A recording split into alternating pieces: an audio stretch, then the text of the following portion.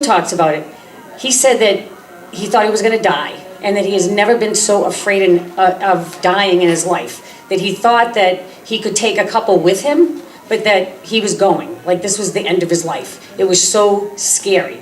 I'm not done with Charlie Baker, and I'm not done with Marty Walsh, because that day, you know, they could have said, if they were real men, and real leaders, they could have said, listen folks, we might not like what these people have to say, but I took an oath to uphold the Constitution. Right. I took an oath to support the First Amendment. Right. And they didn't do that.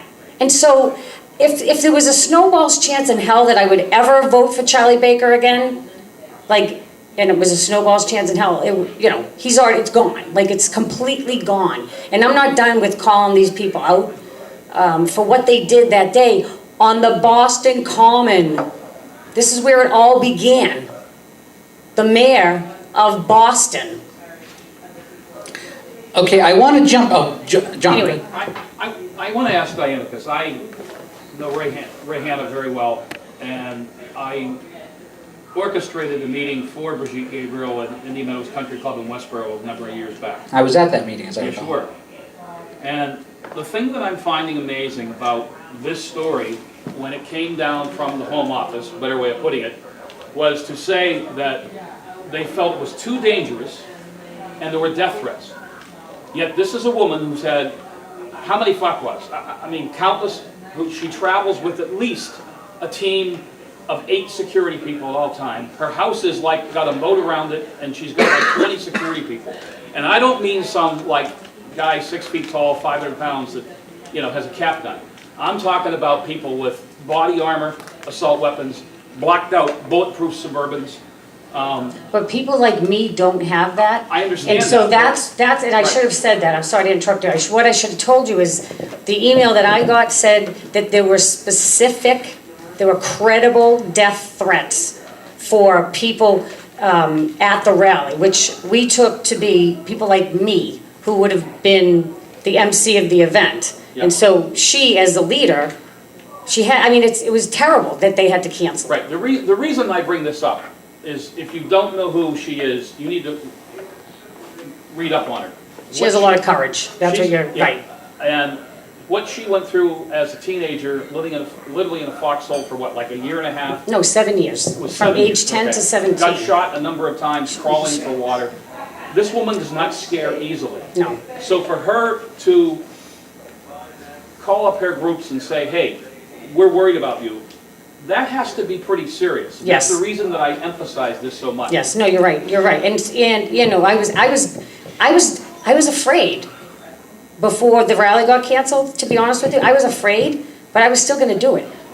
And so when she canceled it, I was a little relieved, because I thought, you know, something bad could have happened that day. Okay, Matt, now you're the Worcester Tea Party. Obviously, you're a Tea Party in the president of Worcester Tea Party. You're a Tea Party in one of the bluest cities in New England, let alone Massachusetts. We're pretty purple now. Okay. Now, We refer to ourselves as part of the beating red heart of the Commonwealth. Now, do you feel that same?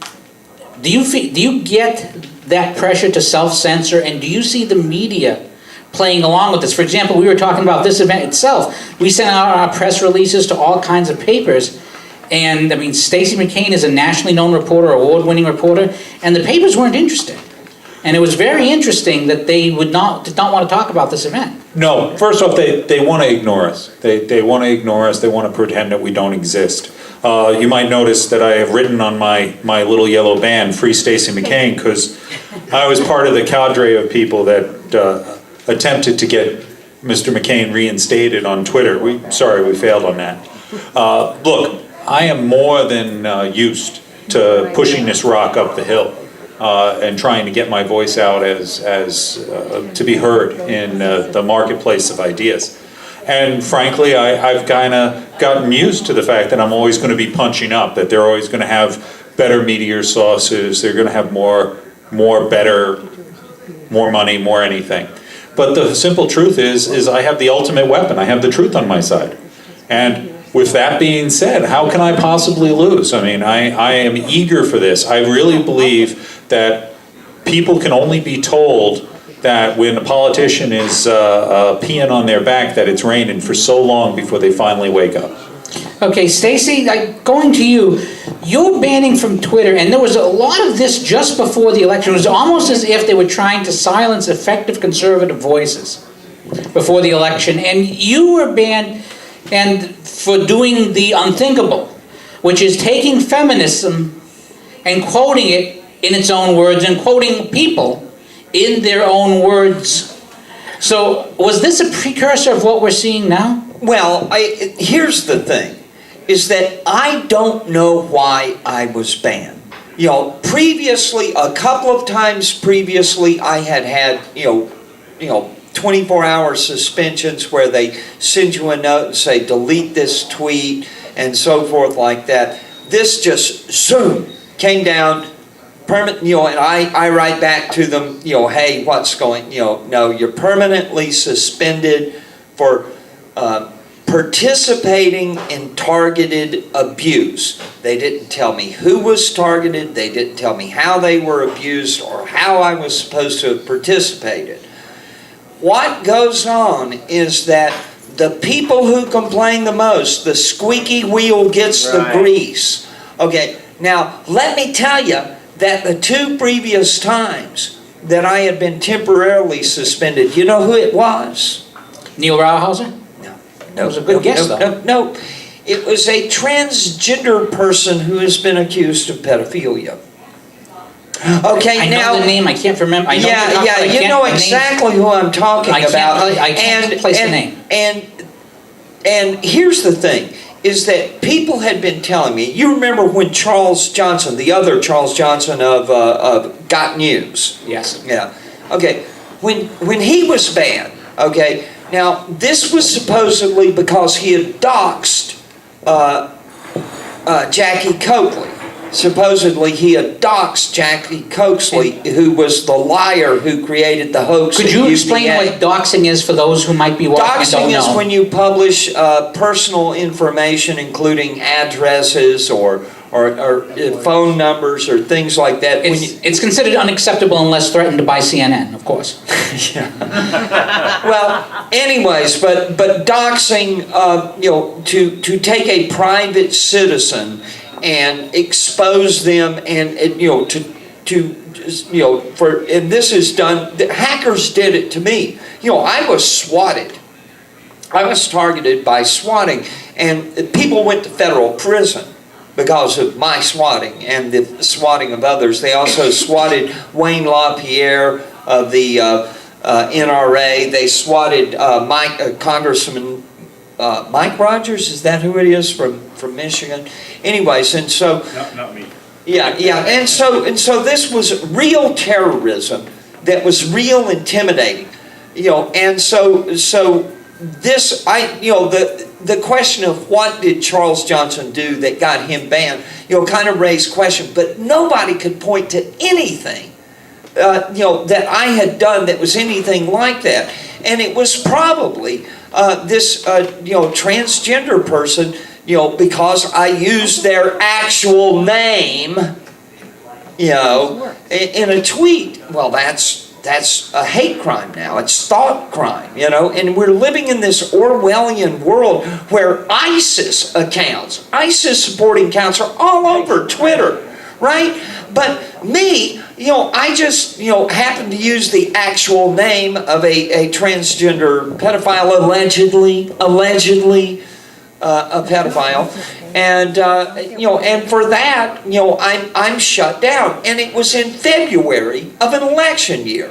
Okay, I'm a journalist. I've had this account since 2009. I've got had tens of thousands of followers. 88,000 at the time, as I recall. Yeah, and I was unceremoniously banned, and this was written about everywhere. Well, later on, Milo Yiannopoulos, and other people, I just showed you in the slideshow there that a woman was banned for criticizing Teen Vogue promoting anal sex to young girls. I mean, it's cloud cuckoo land. We're through the looking glass, down the rabbit hole. The world is turned upside down and crazy. Yep. And the bad people can do anything they want with blue check marks behind their names. Right. And people who try to fight back against that, people who try to give the other side of the argument, are being shut down and shut down and shut down. Okay, Mike, we've seen stuff like this in Europe and in England against various things, against the Brexit people, against Pam Geller, for example, and Robert Spencer, friends of mine, are not allowed in England, which I think is a disgrace, which is one of the reasons why I have no interest in going. I can't believe that the left wing of the British Parliament were able to push through bans on people like Michael Savage and Pamela Geller and Robert Spencer. But not only that, our social media is colluding in the promotion of a left-wing governing party in Germany. They have deleted thousands of Facebook and Twitter accounts of people who oppose Angela Merkel and her free-running immigration. And I want to get the Boston Tea Party in here. Pat, do you expect to be the victim of this kind of thing anytime soon? Or have you already been? Because you were in Boston. We ran into each other there. Right. I was not the victim of it. I had actually gone to the Boston Free Speech rally, which turned into the hate rally from the hateful left. I've been pushed around in the past. It's happened physically. Not looking for it to happen again, but I think in today's political climate, it absolutely could happen. What I saw in the Boston rally, it was complete insanity, as Diane indicated. People were attacking people. And the free speech people, quote unquote, had left by like 12:45 or 1 o'clock. The 3 or 4 hours after that, they were just running and rioting, and it turned into a Black Lives Matter rally. And I want to mention two things very quickly. I was there, there's a lot of video, there's a whole playlist of videos, but at the Friday morning group, I interviewed an Indian doctor who had been on that gazebo, one of these dangerous white supremacists and so forth. But I urge you to look at the video of a man wearing a Trump banner and a man wearing an Israeli Star of David who were being mobbed, being called racist and fascists, and basically they had to hold people back from beating them because it was so early in the day there were enough regular people who, if they had seen them being beaten, it would be an issue. So, does this blow up? I want to go very quickly through the panel. Does this blow up for the left? Because we've seen Nancy Pelosi, for example, condemn Antifa. Is it going to blow up for them? And if so, when? I think it has, slowly but surely. Unfortunately, it's going to have to get to the point where somebody's going to have to die, I think. It's sad, but it's going to have to reach that level. They haven't openly denounced it. The mayor of Boston, et cetera, they didn't. It's sad, but sooner or later it will happen. Mike, does it blow up for the left, and will there be lives that it costs first? I think it's going to cost lives first. It's blowing up for the left. People are turning against the left, but Antifa and all the leftist-sponsored organizations are violent thugs. These are the fascists, the Nazis, the socialists, whatever you want to call them, and they are determined to turn society over, and it will either degenerate into war or they will eventually lose, but people will die. Stacy.